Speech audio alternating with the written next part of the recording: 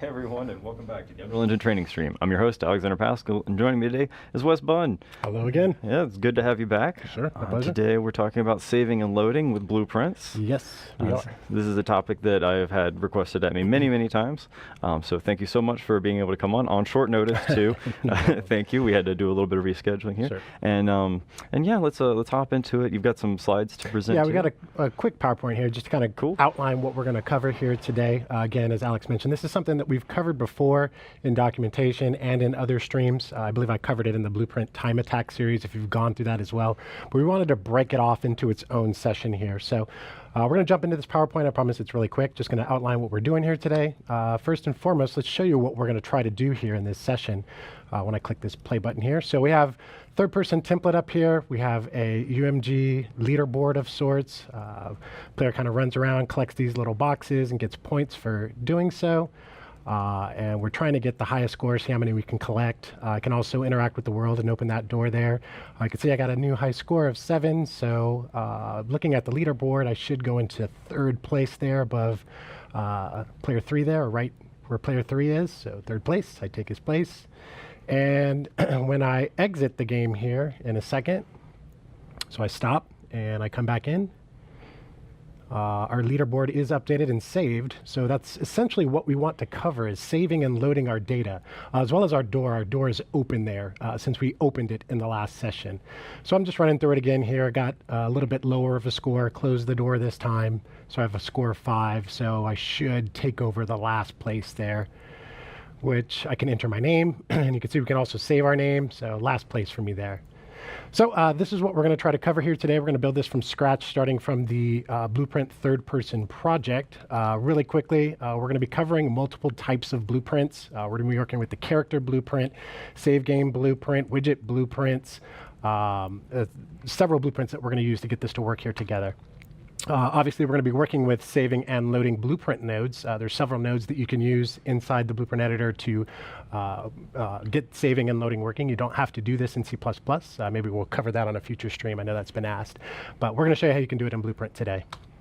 We're also going to be working with custom structs and arrays inside of our blueprints just for saving data, just to make things a little bit easier for us. Saving all of our information in a custom struct and then retrieving that information through arrays. And then we're also going to do a little bit of UMG for our UI here. I'll try to get to that really quickly because this isn't a UMG stream, so we'll go through it as quickly as we can, just so we can see our information on screen. And then finally, we'll wrap with Q&A. Any questions that you guys have, just throw them at Alex. He's kind of taking note of all of those, and we'll try to answer those. All right, so let's go ahead and get started. Let me minimize my slide here, and we'll pop open a new project, which I've created for us already. So this is just the Blueprint third-person project, starting from scratch here. If I play in the editor, which it won't let me play for some reason. There we go. So it's just the Blueprint third-person character. I can run, jump, do all that stuff for us. So we don't need to reinvent the wheel and create that. So first thing that we're going to do, we're going to go into our Blueprints folder here. And we want to identify the data that we want to save. Now, there's going to be a couple different things that we want to save, but the primary thing that we want to save is our player name and the score that they achieve. We're going to save that as a structure because it'll be easier for us to retrieve that data doing so. So I'm going to right-click, and I'm going to go under Blueprints. And we have this structure type here, so go ahead and create that. And we'll just call this the score info. Okay. And if I double-click and open it up, we have this editor here where we can identify the variables that we want to store in here. Right now, we're just going to use one here. We'll just call this player name, like so. And we'll change this to a text variable. We'll add another variable. And we'll call this player score. And we'll change this to an integer. So the structure, if you're completely new to Blueprints, allows us to save a bunch of different variables within its own basic variables. So we could access this variable, access all the variables of different types within it. Just makes it a lot easier than saving off one line individual variables. It's almost like a palette of variables. Yeah, it's a collection, essentially, of variables. So. So we have the ability to save the player name and player score, so we'll just save this. We can just leave those default for right now. Let's close that out. And now that we have that, the next thing that we need to do is create our save game blueprint. So we can right-click and we can create a new blueprint class. Okay. And here are our common classes at the top. But we're going to go to all classes down here. I'm going to expand this, and I'll search for save game. And you can see we have this save game object here. Now, this is what you're going to need to store all of your information in, is in this actual save game blueprint. So we can go ahead and choose this. And let's go ahead and select it. That's the class that we're creating here. It's of the save game type. And we'll just call it save game underscore BP. Okay. Now we can double click and open this up. And it'll look like the traditional blueprint editor with a couple exceptions. We don't have the ability to add components. We don't have a viewport, etc. We don't need any of that stuff here. All we're going to be doing in here is adding the things that we want to save. Okay, and the first that we're going to add over in the variables section here, if we click this button, the first that we're going to be saving is, let's call it top scores. So, and it's not going to be a Boolean. We're going to change the variable type to that structure that we just created called score info. Okay, so we'll change it to score info. And we're also going to click the button right next to the drop down. And we're going to make this an array because it's going to be a list of this score info, basically. We're going to have a top 5 is what we're going to keep track of. So if I compile this, you can see over in the default values here, we now have this plus sign. We can add entities to this. So I could just add in some here, however many we want to store. So let's see, we have 1, 2, 3, 4, and 5.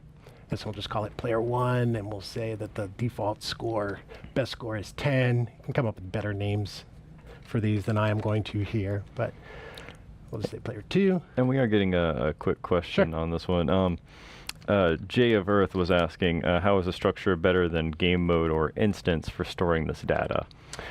How is a structure? Yeah. Well, the structure itself it's just, as we've mentioned, it's a collection of individual variables. We're going to save this inside of the game mode in a little bit here, but we're using the structure to populate our save game asset, which we're going to create here in a moment as well. So you'll see this come together here in a second.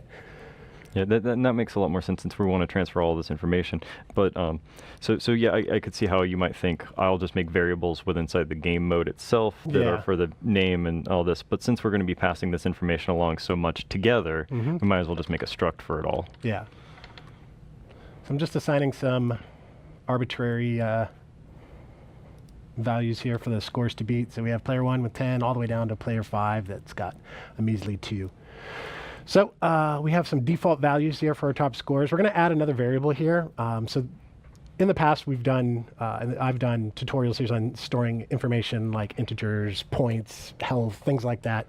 Alex came to me this morning and asked if we could also store things that affect the world. Yeah, like a location of something. Yeah, or something so like I that. kind of toyed around with. There's a couple different ways you could do that. You can store pretty much any variable that you want and save it. Any of the variable types here. You could save vector information, rotation, transform.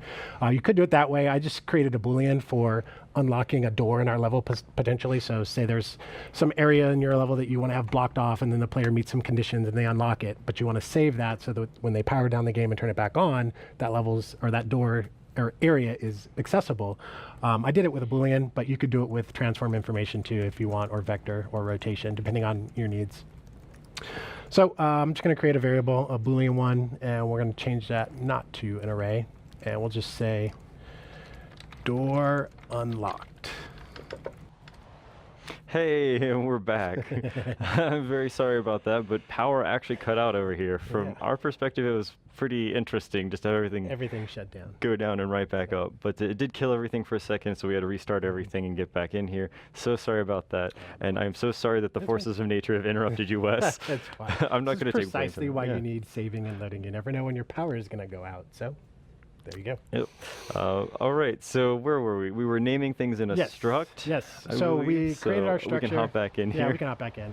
We created our structure, and we have created a player name, player score, text, and integers. So we created that. What we then did was, let's go ahead and make sure we get our project back up. Not that. Hold on one second. Let's get our project. Here we go. So our project, then we created a save game blueprint, which we went to by going to blueprint class, expanding all classes, and searching for a save game. So there it is there. So we created that. And inside of it, we created our top scores. So this is going to keep track of our leaderboard, all the scores that we've achieved while playing our game here. We do need to rename the default values here. So we've created the score info. We made it an array. But we do need to go ahead and add these back in here, which I was trying to do before we came back online. So I got to add these again real quick. So player 1, these are going to be our default values for the scores to beat. So we have player 1 and then player 2. And let's see, let's just name this player 3. And again, let's see, up 5, 4. And finally, so we only have top 5 scores to beat for our little game here. So there we go. 10, 8, 6, 4, 2. All right, so this is where we pretty much left off. The next thing that we were going to do was create a variable to keep track of a door that we open in our level, so that once we open the door, whenever we shut down the game, bring it back up, that door stays open, and vice versa if we close it, if we wanted to as well. So for us, we're going to use a Boolean to keep track of whether that door is supposed to be open or not. So I'm going to create a new variable. We'll just call it door unlocked, like so. And we'll change this to a Boolean type.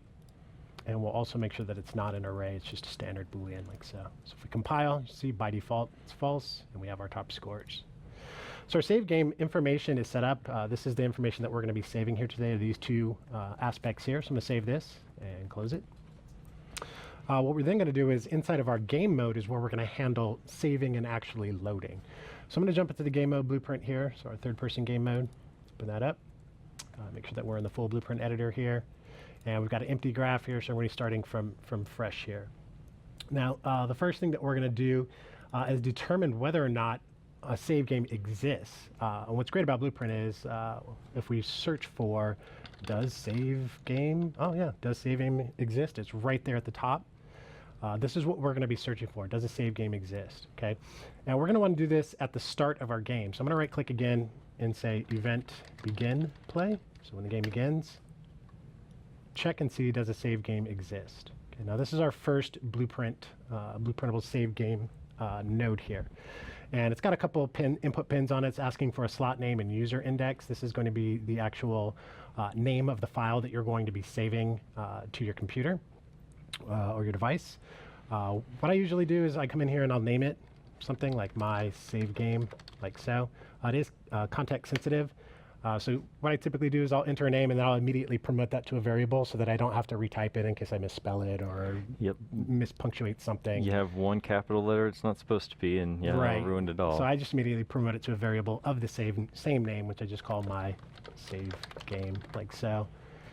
And but this could easily be like save slot. Yeah, you can name it whatever you want. Save slot 1, save slot 2. You flip them out for like let your player rename them, etc. Exactly. Yep. So you can see it populates the field for us automatically. It's already set. Now the user index, you could use this in like in a multiplayer scenario if you have multiple profiles or something like that. You can specify which user is actually doing the saving here, as the name suggests there. And then the output pin is going to tell us whether or not we do have a save game that exists. So I'm going to create a branch here by holding B and left clicking. So we'll just B and left click to create a branch. And this will tell us whether or not we have a save game. Okay. And if we have a save game, well, then we want to load it if we have a save game. If we don't, then we're going to want to create a save game off the false here. So again, typically how I do this when I've done it in the past, I create functions to handle this for us. So we're going to create a couple functions here. So I'm going to go over to my blueprint panel and click this button, and we'll just call this function load game. So, and we'll create another one called save game, so that we can call these later through Blueprint script. We can just call the function by name. So back on our event graph here, if we have a save game that exists, we're going to be loading that game. So I'm just going to drag that and drop it in, so, and hook it up off the tree. And if we don't, then we're going to be saving the game. And drag that and drop it in like so. Now this in and of itself is not going to do anything because we have not done anything inside those functions yet. So I'm going to double click the load game because that's a little bit easier to do first. So we'll just double click on that. It'll take us to this new graph where we can specify what's going to happen for the load game. And we're going to use our next save game blueprint node here, which is load game from slot. So we're going to right click inside that graph and say load game from slot. Okay, so load game from slot, and that's what we're going to be doing when we load our game. It's asking for the slot name, so we've already created that variable with the slot name for us, so we can just take that and drag it right on top, like so. Okay, and once we do that, it's going to give us a save game reference. Now, when we off this return value, what we want to access is that save game blueprint that we created that has all of our information in it. To get to that, we're going to need to cast to it. Okay, so we're going to drag off of this, and we're going to say cast to our save game blueprint. Okay. And once we have that, we're going to promote the return value of that to a variable so that we can access it by variable name a little bit later. So I'm going to right click on this pin and say promote to variable. And we'll just call this save game reference. It's a reference to our save game blueprint. So save game reference, like so. Okay.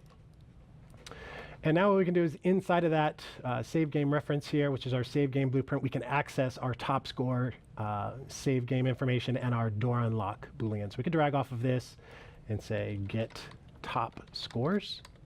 So it's going to get the top scores that are in the save file. And it's also going to get door unlocked, so whether or not the door should be unlocked. And this goes back to what we were talking about earlier, where I should create variables, saving them. Should it be in the game mode or the structure? Right now, we're accessing the information in our save file, and we're going to pass that over to variables inside of our game mode so that our game mode can distribute that to the game and then start updating what it needs to. So for our top scores here that is coming from our save slot, we can right-click on this and promote this to a new variable, which we'll just call top scores again for consistency. But I'm going to add GM to the end so that I know that this is the game mode version of that.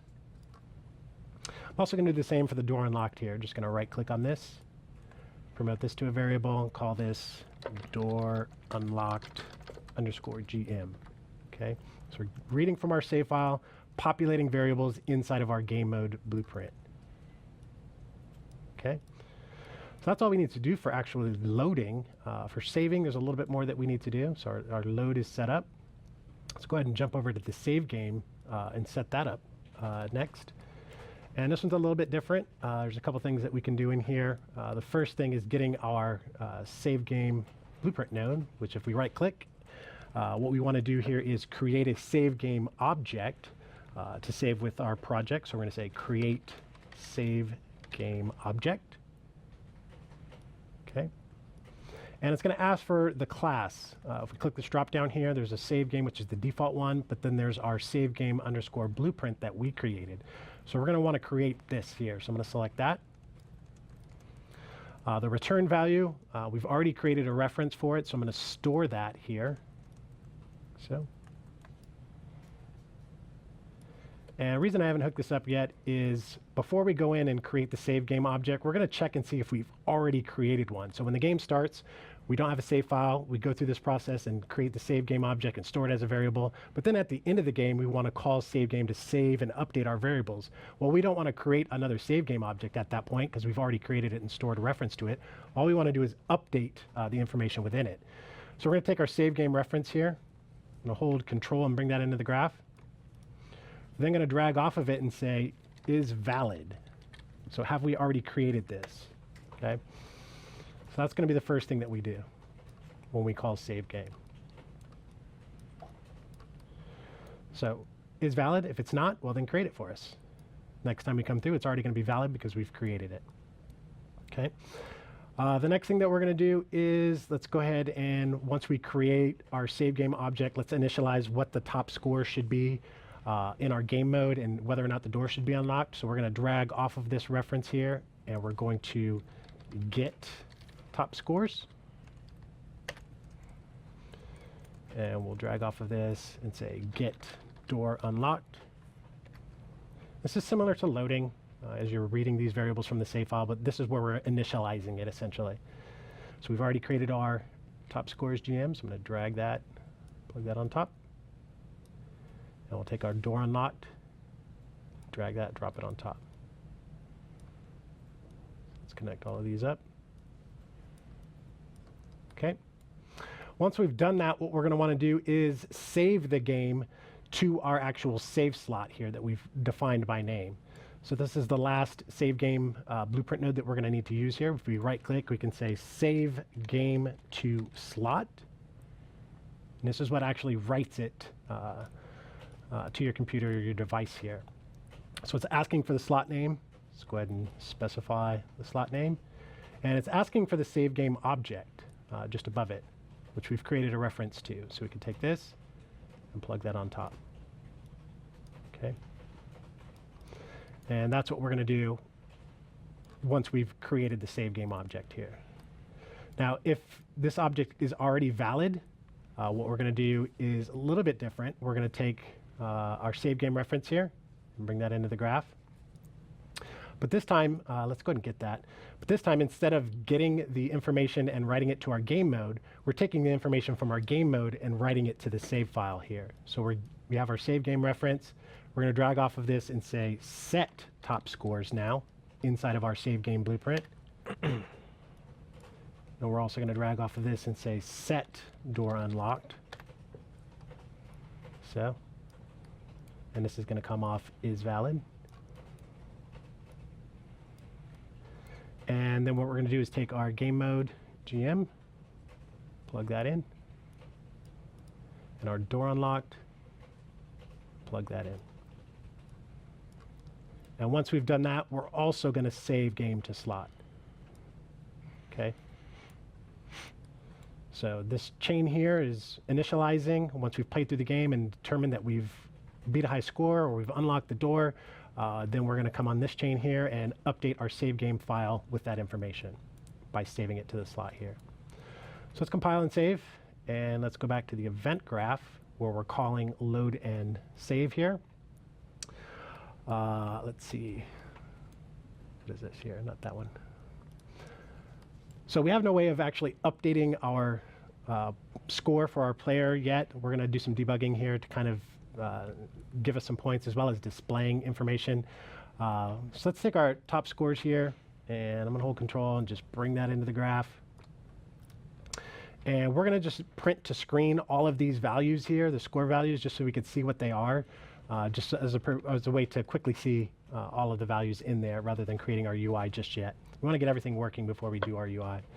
So we have our top scores here. I'm going to hold F and left click to create a for loop. And we'll plug that in. And following load and save, we're going to plug this into our for loop. So. And for each of those, what we're going to do is let's take our array element here and break that apart so that we can get the name and the score. And we'll just print to screen here. So I'm going to say print string. We'll connect the loop body to the print string and our score value in like so. It'll create a conversion node for us. So this will just print all of the scores for us here whenever we start the game. Okay. Next thing that we're going to need to do is provide a way for us to increase our score. So we'll really quickly create a custom event to handle that for us inside of the game mode. I'll just right click and say custom event.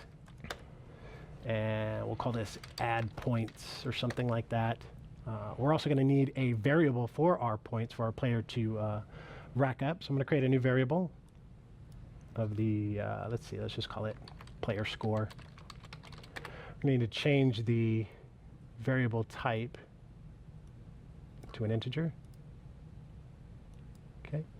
Compile starts out with 0. That's fine. I'm going to hold control and bring this into the graph and then drag off of it, hit a plus sign, do an integer plus an integer. You could do the increment int or decrement int macro as well, but I'm old school. I prefer to do it like this. And then bring in a setter node just so I can visually see what's happening. You can do the plus plus or whatever. You could do this, but to me, I prefer to see what's happening. I know. I always get a bunch of stuff for that every time I do it this way. Like, why do you do it like that? You can do plus plus. Personally, I do it this way too because I have the old habit of going in later and being like, you know what, I actually did want to change score Right. based on the different thing he touches. Like the box is worth 1, the sphere is worth 2, Right. this is worth 3, and therefore I do Right. want to have a variable instead of. Sure, totally. Yeah. But you can do it either way. But just so you all know, there are increments and decrement nodes. Mm-hmm. I remember before there were, back in the day. Back in the day, you know, us old school guys. Yeah, I was in there before casting was exposed to Blueprint. I was there before there were blueprints. No, not really. But no, So we're adding points here. This is what we're doing. We're going to allow the player inside of the player character blueprint to just press a button and increment this for us. Maybe a little bit later, if we have time, we'll do the fancier stuff. What we'll do now is we'll create another event to handle when the game is over. So we'll just right click and just say custom event. We'll just call this end game. So the game is over. And we need to check and see if we have a high score. So for this, what we're going to do, I'm going to create a function to handle this for us because we're going to use this again a little bit later when we get out of debugging land here. So I'm going to create a function to handle this for us. So let's go ahead and add another function, and we'll just say check for high score. Okay. And check for high score is going to have some outputs on it. Let's go ahead and add some outputs. It's going to tell us whether or not we do have a high score. So we're going to say new high score. And if I could spell right, that would probably help. There we go. Oh, terrible. I'm blind. Let's go ahead and just Hig score. high score. Yeah. There we go. Okay, so we're going to have another output. We're going to change this to an integer type now. So the first is going to tell us whether or not we've achieved a high score. The second one is going to tell us where in that list of top 5 should this new high score go. So we're going to say this is the top score index. Seems like an appropriate name. Like so. All right, so we have our function set up. Let's move that over. And let's just move this. Actually, let's just break this. Hold Alt and break that apart. So what we're going to do is we're going to take our top scores here, our array of top scores, bring that into the graph by holding Control. And we're going to run a for each loop with break, because once we find one that we beat, then we're just going to slot in our new score. So we'll say, let's drag off of this and say for each loop with break this time. That's what we're going to be checking each of those. Okay, and we'll drag off of this and we'll break that apart. So we'll break the score info so that we can get the player score in the save files. We're going to check it against our player score down here in the game mode, the one that we've actually achieved. So I'm going to hold Control and drag that in. And we'll drag off of this and we'll say, is this value greater than or equal to one of the values in our top score list there. And I'll hold B and create another branch here because it's giving us a branch condition there. Let's plug that in. Plug that in. So it's going to run through all of those top scores until we find one that we beat. If we do not beat it, then we're not going to update it. If we do, we're going to break and say that we've got a new score, new high score. So I'm going to right click on the new high score here and promote that to a local variable just so that I don't have to rewrap things around here. So I'm going to call this high score, question mark. So, and up here off the true, we're going to set that local variable by alt dragging in high score, like so, connecting it up and clicking the checkbox. So we've designated that we have a high score, and it's passing it through here. So now I'll loop it back around and break, like so. Off the false, we don't care what happens, but we're looping it back around on the break. When it's completed, we're going to go to our return node there and exit out. The top score index is going to come from that index at which we broke. So I'm going to plug that in like so. Sorry. No problem. So if we compile and we go back to the event graph, what we should be able to do is just drag that function into the graph, and we can use it later as well. So we just drag that in like so. We can plug that in. So, okay. And the top score index here, I'm going to promote this to a variable as well because we're going to need to reference it a little bit later. So I'm going to promote that to a variable by right-clicking on it and just call it slot to score in. Where should we put this score? Okay. And let's branch off of this, whether or not we have a new high score. So I'm going to hold B and left-click to create a branch. And I'll plug this in like so. Plug that in like so.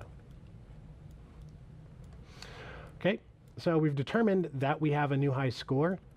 If we don't, we're not going to do anything, but if we do, we're going to take our game mode here, our high score list there, control drag that in, and we're going to insert our score into it. So we'll say insert,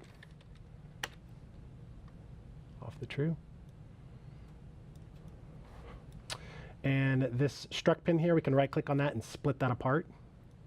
So it's going to allow us to pipe in the variable values that we're going to insert in there. And player name, we don't have a variable for that yet, so we're going to right click and create a variable for that. We're going to allow players to enter in their own names for their high score, so we'll say promote to variable, which we'll just call player name.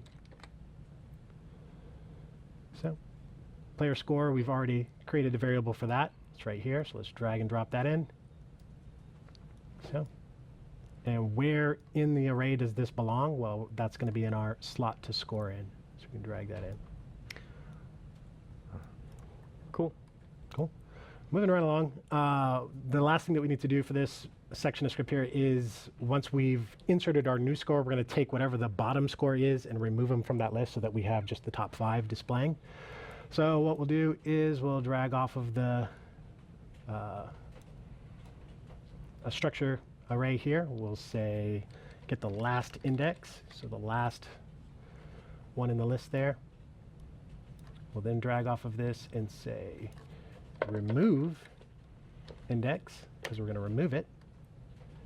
And that's going to be the index that we're removing. So we're going to call that.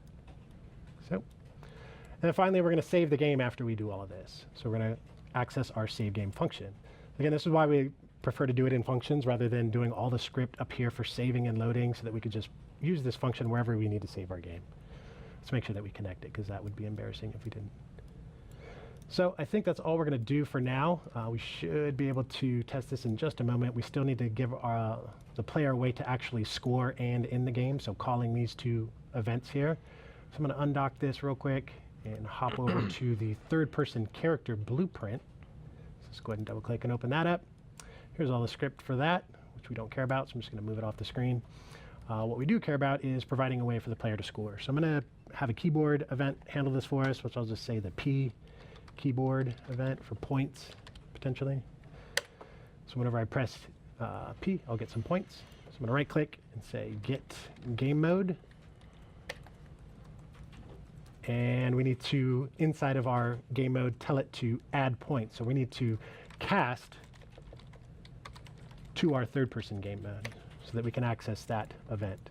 So when we press it, we're going to cast to our third-person game mode and call Add Points. So give us points each time we do it. Okay. Still need a way to end and save it. So I'm going to just right-click and we'll just use the Enter key. So Enter Keyboard Event. I'm going to copy and paste this stuff here.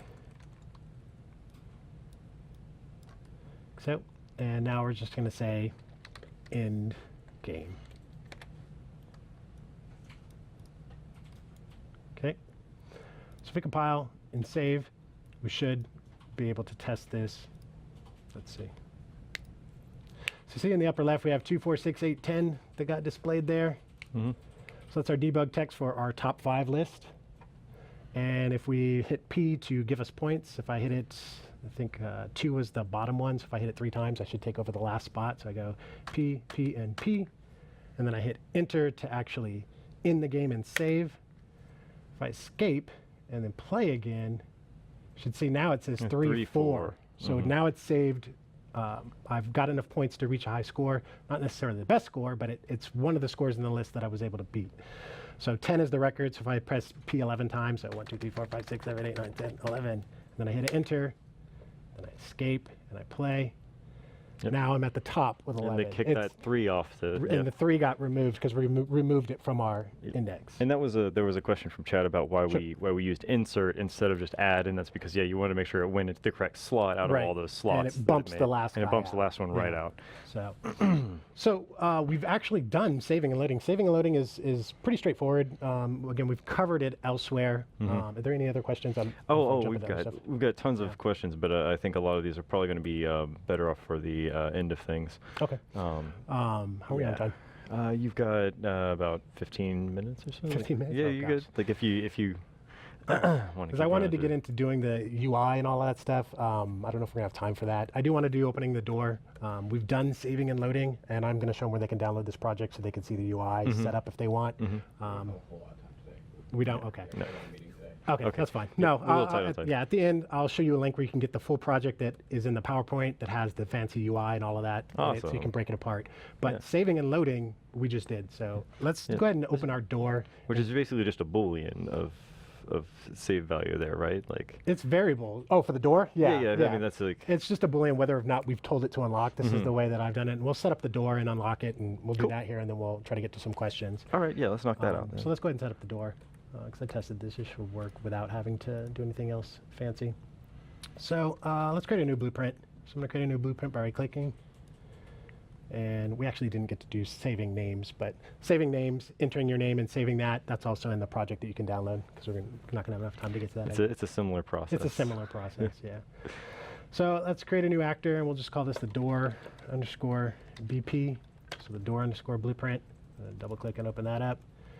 And inside of it, we're going to create a couple components. First, let's add a scene component. Like that. We'll just call it the root, and just make that the root so we get rid of the default root there. Let's add some meshes. So we're going to add a static mesh. And this will be the door frame, like so. And I'll just select this and hit Control W to duplicate that. And call this the door mesh. So for the door frame, if we go over to the details panel here, if we search for frame, because we have starter content enabled, we should have a door frame, which we do. There we go. And we need a door within it. So let's go to the door mesh. And let's click this, and we should have a door, SM door, I think. Yeah, there we go. Okay. And it's off access there a little bit, so I'm going to bump this down, snap sizes to 5, and just kind of move it in. Something like that. I think that's good. We need a way to effectively open this door. I'm going to use a trigger box. Enter the trigger, it opens. You could have any other kind of condition that actually opens it. The good old-fashioned way of opening a door. Yeah, You right? just approach it. The and box opens, volume. Right? That's my favorite thing. All right, so box collision. I feel like that is the ultimate tutorial standard. It's like, hi, welcome to the how to make a game tutorial. We're going to make a door. Here's a box volume. I've actually done it before several times. Oh yeah, that's how I got started. So I series. think everyone gets So started. this is our trigger. It's just a box collision. We're going to move it over, and we'll scale it up by hitting R. That's not how doors work. Odinator says like. It is how it's how video game doors work. Come on. Hey, that's how the doors at the grocery store open. You approach it and it opens, right? Yeah, It's yeah. an invisible trigger box thing. It just opens up. Maybe not. So that looks like a decent enough trigger box. I should be able to hit that. Let's go ahead, and what we want to have happen is our door mesh here. If you look at the Z value for rotation here, if we set this to 90, that'll open the door. So that's essentially what we want to do. When it's 0, it's going to be closed. So we're going to hop over to the event graph for this. And on the event graph, what we'll do is let's go ahead and let's kill all of this. Let's start from a fresh graph here. So first thing we're going to do is we're going to right-click and we're going to say event begin play. So when the game begins, what we're going to do is get our game mode. Okay. And drag off of it and cast to our third-person game mode, which has all of our game information in it. Let's connect that up. And we have a variable in there called, if we say get door unlocked GM, which we do, which is being read from our save file, whether or not that should be open. We're also going to promote this to a variable so that we can access it later. So I'm going to right click and promote this to a variable. If I could actually, actually, you know what? Let's, I should be able to right click on that. Why can't I right click on that and promote it to a variable? Am I missing it from the list? There it is. Promote to variable. There we go. And we'll just call it the game mode reference. So the game mode reference. Okay. And then what we're going to do is set the rotation of our door based on what this value is. If it's true, if the door should be unlocked, we're going to use 1 rotation. If it's not true, then we're going to use 0 essentially as our rotation so the door is closed. So what we'll do is we'll get our door mesh, drag off of it, and we'll say set world rotation. Okay. And we'll plug that in like so. We'll take our door mesh and move that down there. And we're going to drag off the Boolean here. We're going to use a select node. So we're selecting two different options here. Let's go ahead and move that down. Okay. And what we're going to be selecting is a rotator. Okay, so I'm going to create a new variable. And we'll just say this is the closed door rotator. So we'll just make this a rotation. Rotator. Compile. So I'll leave this at 0. I could drag that and drop it on. So. Let's move this back a little bit. Okay. And if the door is supposed to be open, well, I'm going to promote this to a variable too. I'll just right click and promote that to a variable called open door. Opened door. Okay. And that's what we're going to set the rotation to based on our Boolean value there. And let's go ahead and compile and set the open rotation for the Z to 90, as we showed in the viewport a moment ago. That will open the door. Okay. So this door, like, if it knows it's unlocked, it just opens itself for you. When you start the game, yeah. Yeah. It'll automatically just pop it open. We could do some fancier stuff down here a little bit. If we go to our trigger box, which will allow us to actually open it. With our trigger box selected here, if we scroll down, open the details panel, let's see, we want an on component begin overlap. So when we overlap that trigger box, click that plus sign to add that node. First thing that we're going to do is drag off of the other actor and make sure that it's the third person character that overlapped it. So we can do that by casting to third person character. If anything else overlaps this trigger, I'm just going to give you a cast failed and won't execute the rest of the script. So I have reference to our game mode now, so we can hold control and bring that into the graph. So, and we could drag off of this and say get door unlocked. We can then hold B and left click to create a branch, and that's our condition. Make this up. Essentially what we're going to do here is use a timeline to drive the float value of how to open it, open or close it. It's a lot better than using tick or any of the other options. Yes, we could honestly. have said that. Yeah, I guess I probably should preface the timeline for this instance will be just fine for our purpose. So first thing that we'll do is if the door is unlocked, what we're going to do is we're then going to set its variable. We're going to say set door unlocked GM because we need to update the status of the door. So the door. Come here, we say that the door is unlocked, it's already open. Well, then we're going to set it to close because we're going to close the door. If we come in here and we say that the door's already open and we want to, or the door's already closed and we want to open it, then we're going to do the reverse. This will make sense when we start to actually do it. It makes sense to me. Makes sense to you, Alex? Then we're good. Set door unlocked GM again. Okay, we're going to set this one to true. Now we need our timeline to actually drive the float value associated with our rotator here. So I can right click and just say add timeline, is it? Yeah, so add timeline, which we'll just call the door rotation, like so. If I double click, that'll open up our timeline here. And in it, we'll just create a float value, which we will call the rotation value. So, and this is our timeline here. And what we can do is inside of our timeline, we can hold shift and left click to add points inside of our timeline. So I'm going to hold shift and left click to create a point. And we could say at time 0, our value is 0. Okay. We can hold shift and left click again and say however long we want our door to open. We could say a minute or a second and a half. Now, a minute would be too long. Yeah. But a second and a half, we could say 1.5, that our door value is 90. So the door will be fully open at that point. Okay.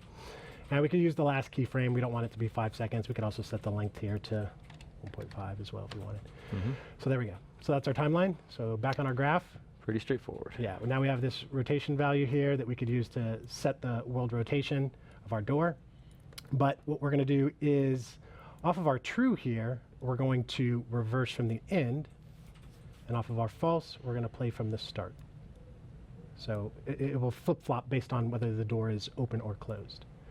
Okay, so we can take our door now, our door mesh, and let me just move this over just a little bit. Just want to make sure that was set to movable by default before I tried to do this and looked foolish. So I'm going to drag our door mesh into the graph, and we can drag off of this now and say set world rotation, just like we did before. On the update is when we're going to be setting that. And finally, if we right-click on the new rotation here, We can split that apart. So helpful. I know, I'm so glad that got put in. Because we don't care about the X and the Y, all we care about is the Z, and that's going to come from our rotation value here. So that's all we care about. Okay, and I think that's all we need to do. If we compile and save, and we bring our door into the graph, just put it right here in front of these. No, let's not put it, let's put it up there. Something like that. So here's our door at the top of the stairs here.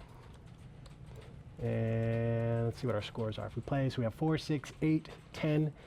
If I approach it, it should open, which it does. And if I approach it again, it should close, which it does. So let's go ahead and open it.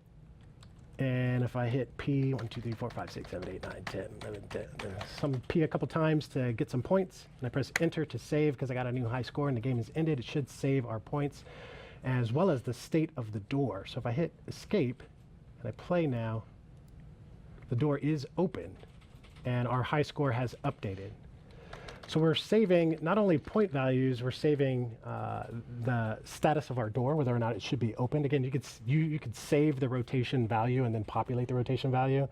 I thought it was easier just to use booleans and have that handled inside the door blueprint itself. But you could save it basically any variable you want inside of your save game blueprint.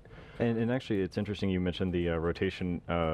If you wanted to save the rotation value instead of just a boolean, it actually would be the same amount of space. It would be the same, yeah. It would be the same. Yeah. So actually, it would be like. I found it easier just to have it handled inside of the blueprint rather than trying to save those values in there. Oh yeah, so you could and it wouldn't cost you anything more than the boolean value. Right. So 17 is the score to beat. I know we're running a little bit short here on time. I know there's quite a bit more I wanted to do, and I know there's a lot of questions too. Yeah. But let's try to get to some questions, and then I'll show you where you can get your hands on the project to see the rest of the stuff that we demoed earlier on. All right, cool.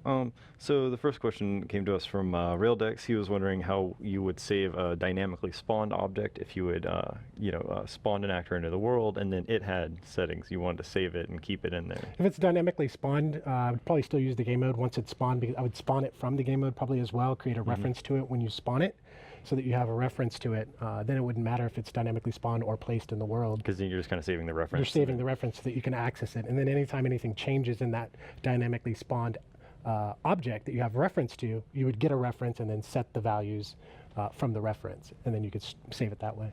All right. How would you set up an autosave feature for saving a game? Autosave is a little bit trickier. It just depends on your needs. If it's level based, once you complete a level, you want to have an autosave. You could do it. At the same place where you do the level loading trigger. Yeah, you could do it there. It just load. depends on how. If you want to have it proximity based, you could do it with trigger volumes. Once you cross a certain trigger, fire off the save game, load game, whatever you need to do. And then of course there's always the ongoing timer countdown that you could set as you could have it. You could have it autosave like the editor does. Yeah, like the editor does. But for instance, what Skyrim does is what you said is when you load a new area, before you load it, it'll save where you are now, and then it'll load on the new area. So when you actually load up your save game, you're not in the new area yet. No. You're actually in the old area before the new one loaded. Yeah, totally. So that's one way to handle that. Let's see. I don't know. We might have to have a whole streamer on this, but saving and loading through with replication. Yes. That's probably you would need replicated variables, and this could be something that we tackle a little bit later. But yeah, it would have to be replicated variables, and then the saving and loading functions themselves would have to be replicated from the client to the server to ask, and there's all kinds of things that you would have to consider for that setup, but it's totally possible to do. Just you'd have to apply what you see here with replication knowledge and how networking code works.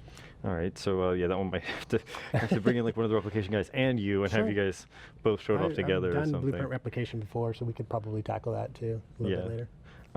Let's see here. Are there any special techniques and I'm going to throw in a couple other things after this, but are there any special techniques that you would use to secure a save game file from cheating or editing or overwriting? Because I feel like that one's kind of tricky. Yeah, that one is tricky. That one I'm actually not 100% sure how you would do that in the engine. Is there... Yeah, I don't think that we have anything that adds additional obfuscation of your code, but generally what I learned from Diablo 2 days is people, what they would do is they'd make they'd look at the code files, and normally it's just a bunch of pseudocode garbage that you can't really parse for anything, and you make a change, and then you save that, look at the file, and you compare the two files against each other. Yeah, you could totally do that. So, I mean, one way or the other, there's not a lot you can, I don't know. Yeah, maybe I could take this offline and ask and see, like, what are, I know there have been some email threads going about it for encryption and things like that, but I'm not quite sure how to set that up. Okay, so let's see. Another one here is, when would you use blueprints instead of C++ for saving? Is there anything that you would recommend to do specifically with C++? I guess it would depend on the data too that you're saving. If you're saving like chunks of stuff, you would probably want to do that through C++, rather than trying to do that through Blueprint. Blueprint seems to definitely be more subtle for like this one off here, and all that. But if you had like 100 doors that you were trying to store, then that might have to be an array of doors, and maybe that is execute like a loop through all of those and read the status and then update them. And maybe at that point you're doing so much at once that it's better to do on C++. Yeah, that could be something we talk to Richard about from our team and see if when he gets into his C++ stuff, if that could be something he covers to see where savings could be made. Okay, and are there any, let's see here, we had a couple in here that are a little specific here. Can a save game class contain a scene capture 2D screenshot variable so that like later on you can like load up an image you've created? I don't see why not. Let me see. So should be a you should be able to. Yeah, it's any variable can be. Yeah, you should be able to make a reference of that. Yeah, you should be able to create a reference to that. All right. If that doesn't work, though, go to answers.unreal.com and please let us know. I haven't done it, but that's what I would think. You'd be able to create a based on that to question, I was thinking that they might be saying it's not always working for them. All right. Any other best practices for saving and loading information between different levels or information in a persistent level versus streamed levels?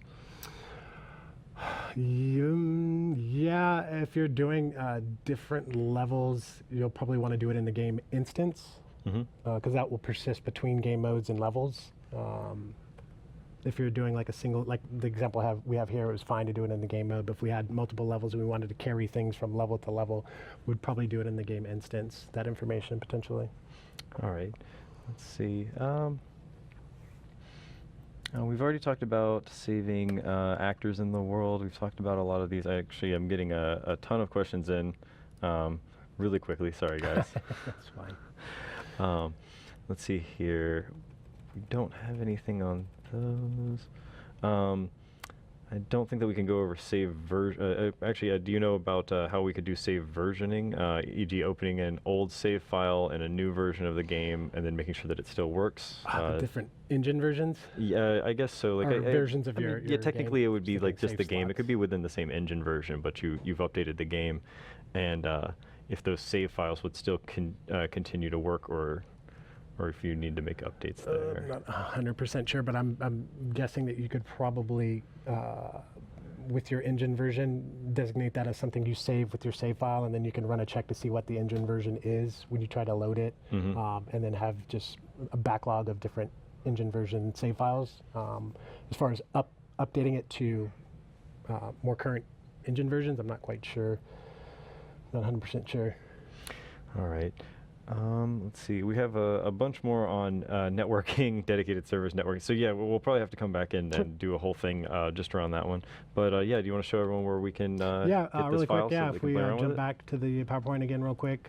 So we didn't quite get to doing the UI and essentially what you see here, going around to collect the boxes and stuff. But I'll show you when you get your hands on this project. It's essentially populating this score value, which we were using with P, and we have a timer in there as well. But we did get to opening the door and saving that, and saving names. As essentially, it's just a variable, a text variable that we're saving, just like we did our score value. So I'll show you where you can get your hands on that. So really quickly, we covered multiple types of blueprints, saving and loading the blueprint nodes that we can use to create our save game, load them, create save slots, etc. Custom structs and arrays, we worked with those a little bit to store some information. UMG for UI we skipped because this is not a UMG stream, but we could cover that a little bit later, or you could take a look at the project, which you can get here. So you can go to this link and go ahead and download the completed project that you see in the video. Has pretty much everything that we covered here on saving and loading with the additional extra UI elements. All right, cool. So epicgames.box.com/v/saving Twitch Save Load project. I'll also throw this into the description on YouTube and also on the forum post after the fact. So you guys should be able to just click it and download it. Cool. Yeah, if there's any other questions that come up, just throw them in the forums. I'll take a look at them when I get back to my desk and try to answer them. Yes, please come to forums.unrealengine.com. Under the events section, we have these all posted up. And that's what we have for you guys today. Thank you so much, Wes, for coming on. And thank you all for coming out and seeing us. Remember to hit like, follow, subscribe, upvote, whatever you're watching us on. It has different social media functions, but tell all your friends. And I know that's what Reddit has. Clint's over here trying to be smart at me. You know, yeah, just hit all those buttons, and then you will always get your Unreal Engine updates on time. So we'll see you all around next time on Thursday at 2 p.m. Bye-bye.